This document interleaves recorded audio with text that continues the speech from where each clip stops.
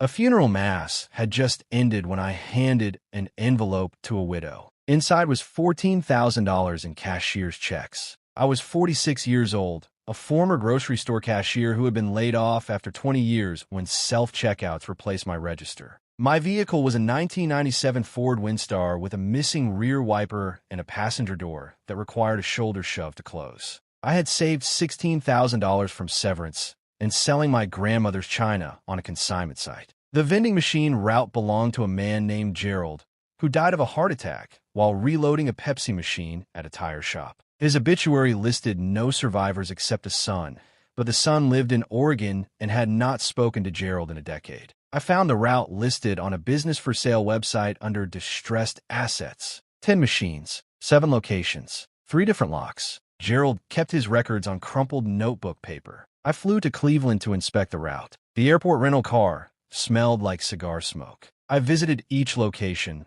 a laundromat, a truck stop, a community college break room, a dental office waiting area, a small engine repair shop, a used car dealership, and 4 machines I never found because the addresses were wrong. The widow accepted $14,000. She signed a bill of sale on the hood of my rental. The transaction occurred at midnight in a Denny's parking lot. The next morning, I drove the Windstar to Ohio and loaded the machines into a U-Haul trailer. 3 weeks later, a certified letter arrived. The son, a man named Garrett, had hired a lawyer in Pittsburgh. The letter alleged that the widow had no legal authority to sell the route because the machines were marital property. Garrett demanded the return of the assets plus $20,000 in damages. I called the lawyer. He said, "Settle, or we'll see you in court." I cannot afford a lawyer. My savings had dwindled to $2,000. I sold the machines to a competitor for $9,000. The competitor knew about the lawsuit. He offered $9,